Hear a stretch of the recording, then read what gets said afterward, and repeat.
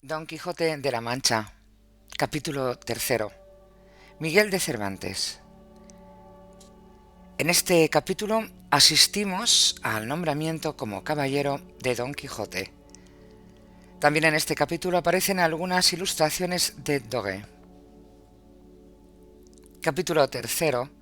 donde se cuenta la graciosa manera que tuvo Don Quijote en armarse caballero. Y así, fatigado de este pensamiento, abrevió su venteril y limitada cena, la cual acabada, llamó al ventero, y encerrándose con él en la caballeriza, se hincó de rodillas ante él, diciéndole: «No me levantaré jamás de donde estoy, valeroso caballero, fasta que la vuestra cortesía me otorgue un don que pedirle quiero, el cual redundará en alabanza vuestra y en pro del género humano». El ventero, que vio a su huésped a sus pies y oyó semejantes razones,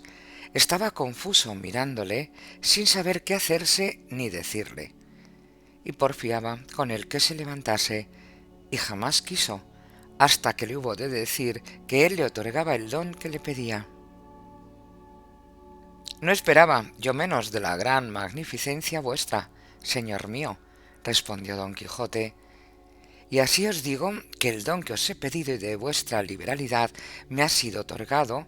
es que mañana en aquel día me habéis de armar caballero,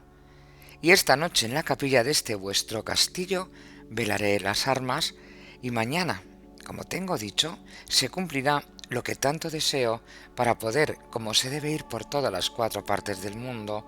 buscando las aventuras en pro de los menesterosos, como está a cargo de la caballería, y de los caballeros andantes, como yo soy,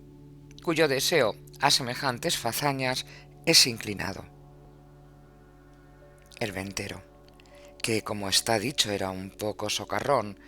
y ya tenía algunos barruntos de la falta de juicio de su huésped, acabó de creerlo cuando acabó de oírle semejantes razones, y por tener que reír aquella noche determinó de seguirle el humor, y así le dijo que andaba muy acertado en lo que deseaba y pedía,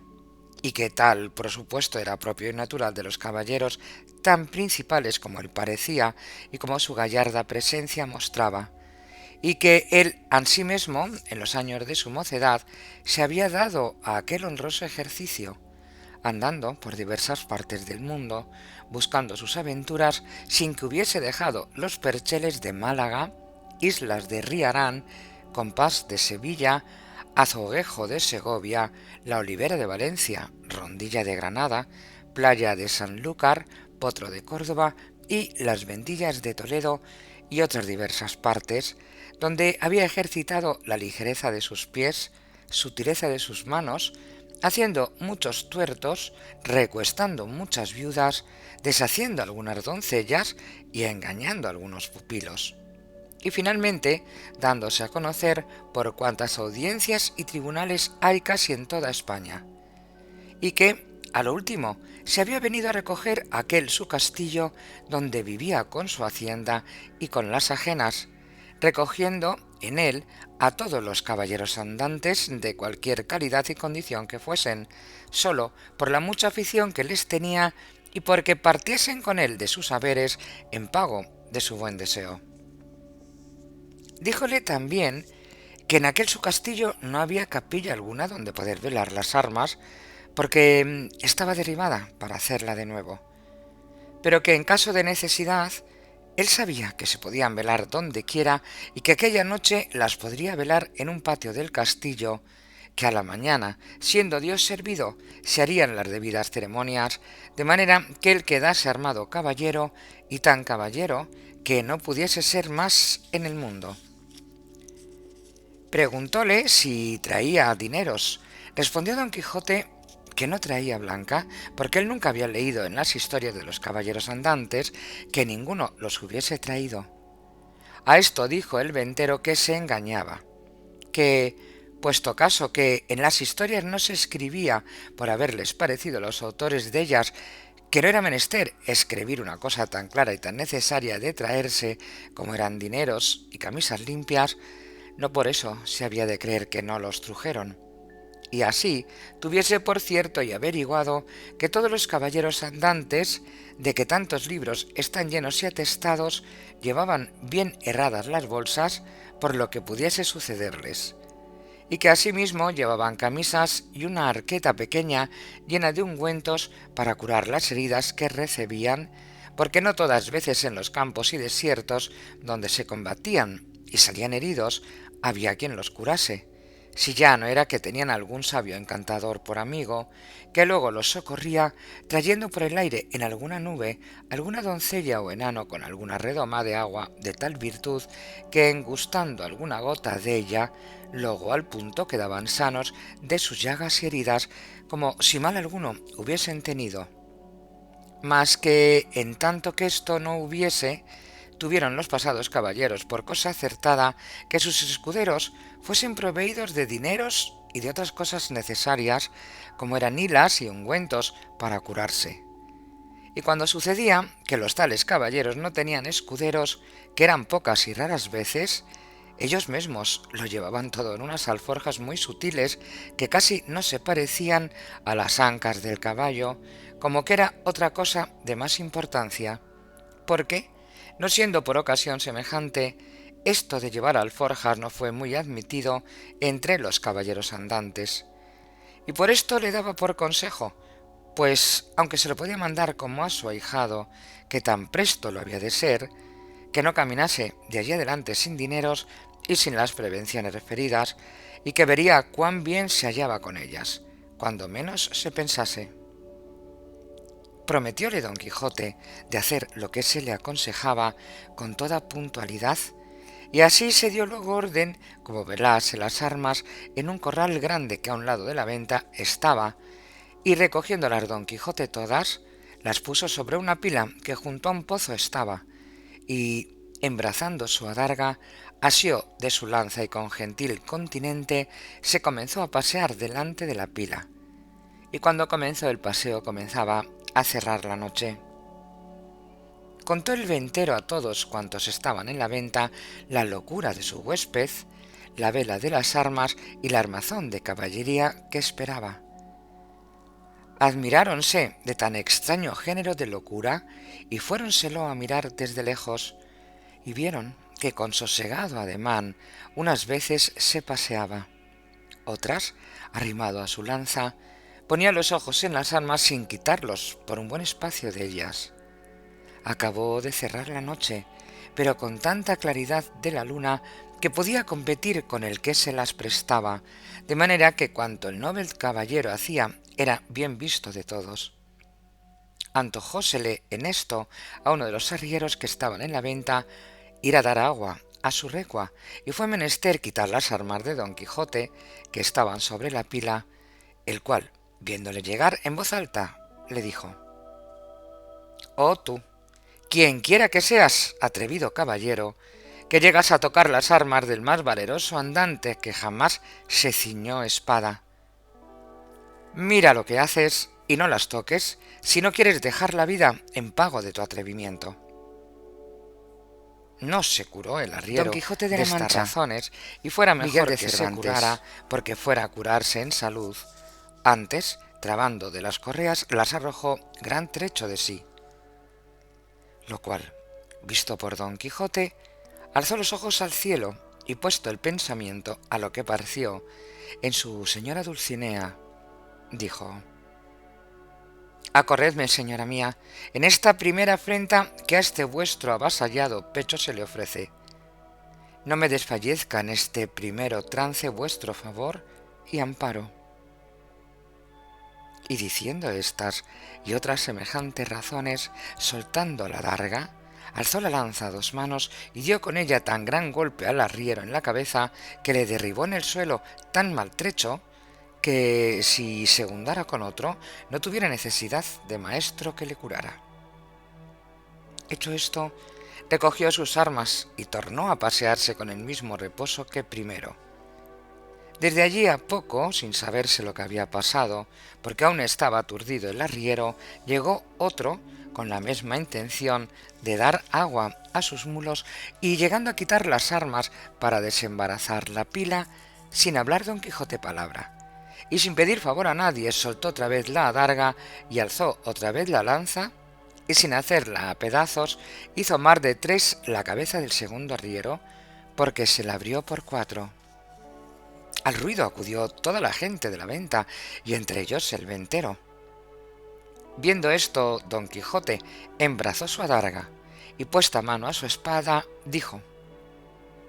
«Oh señora de la fermosura, esfuerzo y vigor del debilitado corazón mío,